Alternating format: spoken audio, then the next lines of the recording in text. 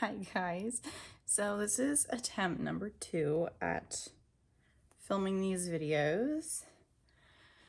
There's 2 I filmed, so you're gonna see the same makeup and shirt. Don't mind me. I have limited time nowadays, you know, with life changes and whatnot. But like I said, this is try number 2 at filming this video. Through editing these clips, I noticed I didn't blend in my cream bronzer at all. Like, I had put it down my neck because my face is so much paler than the rest of my chest. So it's like I need like a little bit more so it doesn't look so drastic of a difference. And I just totally didn't blend anything in. It looked so funny. I almost thought to just upload it the way it was, but I know I would have gotten comments on it. So I'm like, you know what? I'll find the time. I'll just refilm it. So I was hoping to get this video up in the very beginning of January, and we are now mid-January. So that didn't happen, but hi. Yeah, try number 2 at my final update on my 2023 Project Pan. I'll leave in the cards this entire 2023 series. I did things a little bit differently in 2023 than I had in prior years, mostly because I had just had a baby at the very end of 2022, so I knew my lifestyle and the way I use and wear makeup would be completely different in 2023. And I'm glad I did it that way because it was very accurate in how little I use makeup. Now that I'm using it more, I feel like 2024 Project Pan could be a little amped up, but we'll see.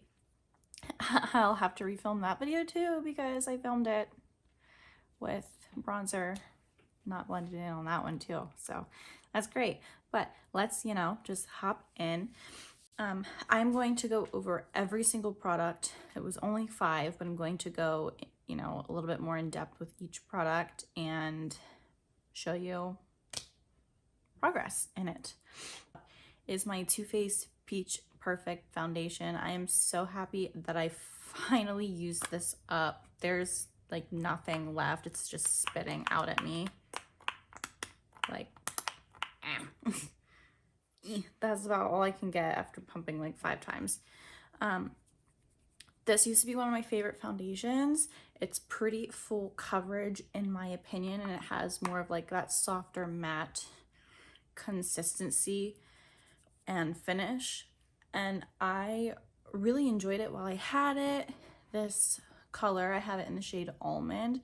It's a really yellow, almost orange, too warm of a shade for me nowadays. I actually have one on that is very orange toned because it matches my arms, but my face is like paper. I don't understand why my face is so much paler than the rest of my body. I'm sure it has to do with like actives that I use on my face, and then I just wash my face more often.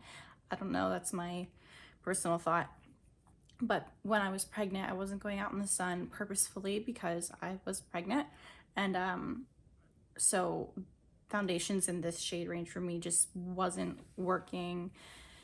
My skin became a lot more fair than it normally is on a daily occurrence throughout the year, so this ended up falling to the wayside, and I wasn't able to use it as often as I would have liked, which is why I had put it in my 2023 Project Pan, hoping that I could use it up. This was very difficult. I was getting nervous that I wasn't going to use it up. You can see the marks that I had, the last 3 marks where I started, and the last one was September of 23. I had to mix this a lot. I ended up mixing it with my blue foundation pigment to really cool down the foundation shade because it does pull slightly more orange than I need it to nowadays. So the blue pigment really toned it down. It didn't really change the finish of this too much, which was really nice because it is a good finish and I enjoy finish of this product. It's unfortunate this is not able to be purchased anymore, but there's so many other options similar to this. I don't think it's something that's going to be missed out of my collection. If anything, I'm really, really happy that it's gone because I have so many things. I have so many newer things, you know, shade ranges are better, formulas are better. So I'm happy to have this out of my collection. It used to be one of my top favorites. She's gone. Product 1, done. So happy about it. Product number 2, I might leave a clip up somewhere on whatever side is easier for me to do of what this product looked like when I first filmed it with the bronzer not blended in, because you could really see how much it had changed from the beginning of this project pan to now.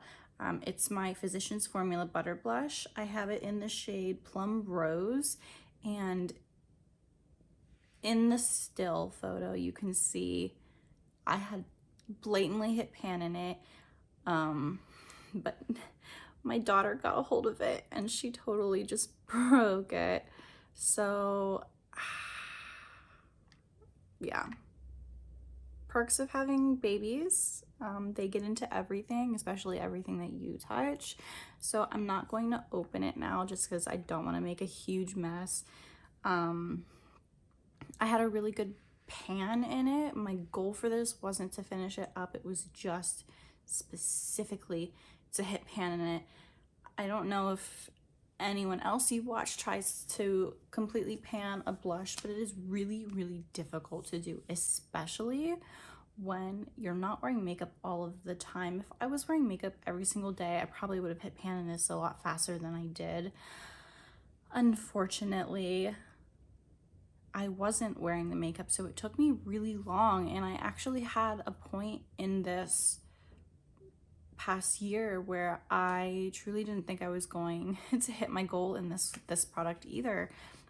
So instead of consistently picking blushes from a Shop My Stash, which I do videos on as well, I was consistently reaching for this and only this. It got really boring. I love blush. I love different colors. I love adding things together, making different mixes. So it was really hard for me to stick to just using this to hit pan in it. But the main reason how I ended up hitting pan in it was I was consistently putting it over top a cream or liquid blush that I had put on that was in a similar color family to it, and then it just kind of helped everything stay put a little longer, and it helped me get the pan out of this blush, which was really beneficial. That is a great way to make your makeup last longer, but also to just kind of finish up some products in your collection. At this point, now that it's broken, I don't know if I'm going to keep it.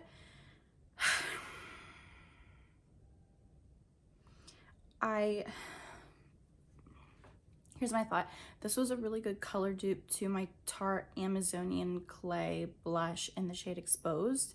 So because I know I have a powder dupe to it that I have in my collection still, I might be okay with just getting rid of this now, especially now that it's just broken into a bunch of pieces. Yes, I could repress it and use it, but am I going to? I don't know. I'll leave you updated maybe over the next couple months what I decide. I might decide at the end of the day today. I don't know.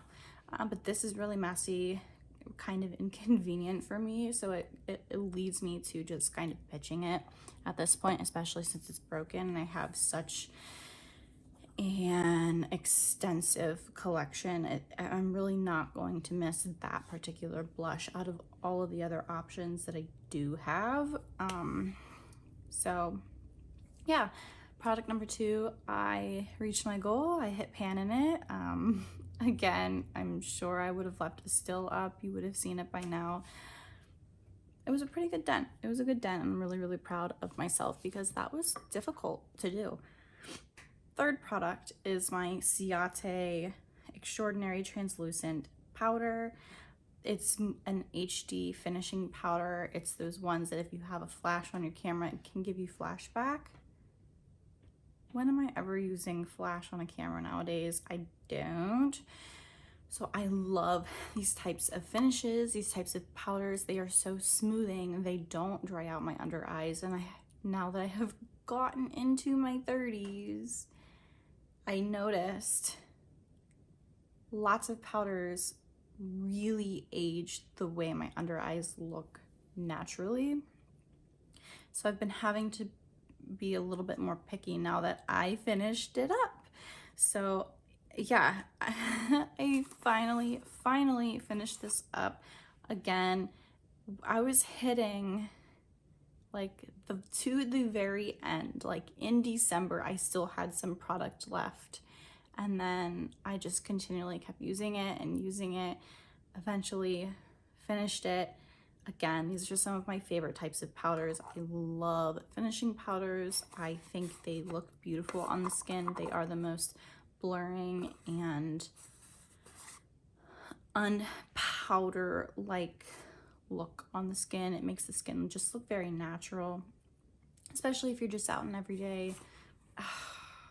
It was such a good powder. The packaging is fine. I don't have an issue with the packaging. I love that it's clear. I wish more packaging that was loose like this was clear so you could see exactly how much you have left and if you're getting close. Yeah, product number 3, totally done with it. I'm happy it's out of my collection, but I do know I'm going to miss it because I don't think I have any more HD finishing powders in my collection. It's all like translucent powders or powders that have like an actual color base to them, which is like my least favorite type of powders. I don't need the added coverage and color. I just need the setting aspect of it. So I choose the finishing powders over others. Oh, I'm so sad it's gone. Between this and my KVD Beauty translucent powder, those two were like top tier. It's a damn shame, guys. But you can see all of my little marks, and is she gone now? Literally nothing left. So I was really happy to finally finish that one. That took way longer than I expected to. I thought I was going to be done with it like ASAP. That did not happen. That did not happen. All right, 4th product. And yes, I did finish this product. This is my Lime Crime Wet Cherry Lip Gloss. This is one of the best smelling lip glosses on the market. It is a much more affordable, a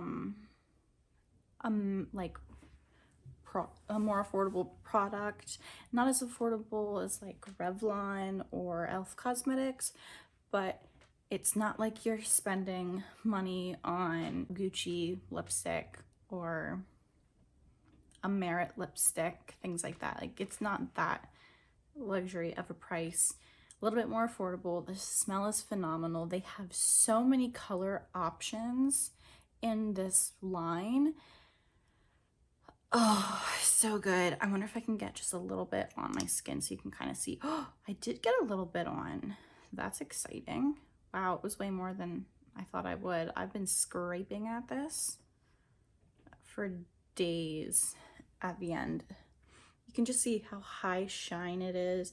It has, this one in particular has a really beautiful nudie pink color to it. It's pretty opaque. Some are a lot more sheer than others, but you can kind of see like how the consistency looks and how it feels. It just feels nourishing. It has almost like a liquid balm or reaching more of an oil balm consistency or an oil gloss consistency. It is, because of that, it makes it extremely comfortable. This is my second one I had. I finished both of them. There's a reason why I finished both of them, because they feel amazing on the lips and they're just so wonderful. I know this is an older formula. I think this came out around 2018, and it's not 2018 anymore, that's for sure.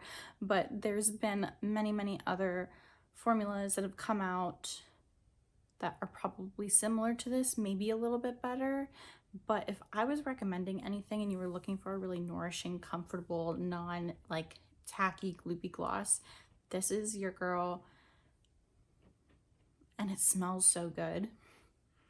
It smells like cherries, or like, I don't know, some type of cherry. It smells so good, like cherry candy, or someone said cherry cough syrup, which I know someone said the Fenty Beauty cherry line smells like cherry cough syrup. So I don't know what that smells like, but if it smells like this, I would buy up that entire line in a heartbeat, because I love this like blatantly fake cherry scent. It doesn't smell like real fresh cherries. It's like a cherry candy scent, like a fake cherry, and I love it. Oh, so good. I have a large collection, especially lip glosses. I'm happy I have another one out of my collection, and this is a full size. They're kind of hard to finish. Some of the etchings and the marks have rubbed away, but you can see that top line was January. This middle line here was May, which is crazy to think, because that line there is September, I believe. Yeah, September. So you can see how much I had left in September up until the end of this year, and I used it up really, really fast, faster than I expected the last couple months. Again, just happy that it's not in my collection anymore. I really, really needed that. I needed that to be gone for sure. Last product. If you know the way I do project pans, I have been adding in a eyeshadow palette in every single project pan I have been doing. It's a really good way for me to rotate out some palettes in my collection, especially a lot of older ones that just don't get the love anymore that they deserve. So I chose my Anastasia Beverly Hills Riviera palette. Why I chose this one when I knew I wasn't going to wear any makeup is laughable. It is the brightest colored ABH 14 pan palette, and they're vibrant colors. Like they're really hard to use, but somehow I did it. So this is the end of the product or project, and my goal was to hit pan in 14 shades. I thought it was going to be the whole top row of 14 finished, but this last shade, what is this, Mediterranean, that very last shade I did not get to finish and hit pan in, but I did hit pan in this matte shade here. What is this, Yacht? Oh no, sorry, Estate. I had to look real quick. So I hit pan in 6 on the top, and then this matte shade, Estate. This white shade is so gorgeous. It's probably one of the best whites in my collection. It's so blendable, it's so vibrant and opaque that is really hard to get a white eyeshadow that is so opaque. That one's amazing. So yeah, I was able to hit pan, and it had become extremely difficult to try and attempt to hit pan in this palette, just point blank period, because of it being so colorful. Excuse me, my nose is so dry and it's so itchy right along my nose ring. Oh, I don't know if I'm gonna sneeze. Excuse me.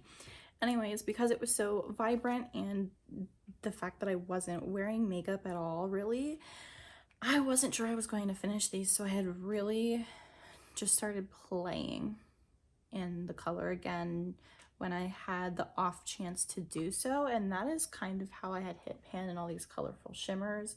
It really was easy to do like 2 or 3 looks with each color, and specifically do like all shade looks and hit pan that way. That was pretty much how it happened. It was really hard to do, but I know that the ABH 14 pan palettes, these styles specifically, are very easy to hit pan in, so I just kept with it, and I finally reached my goal of hitting pan in 7 of the 14 shades. So that was that. I was I was really cutting it short on a lot of these products.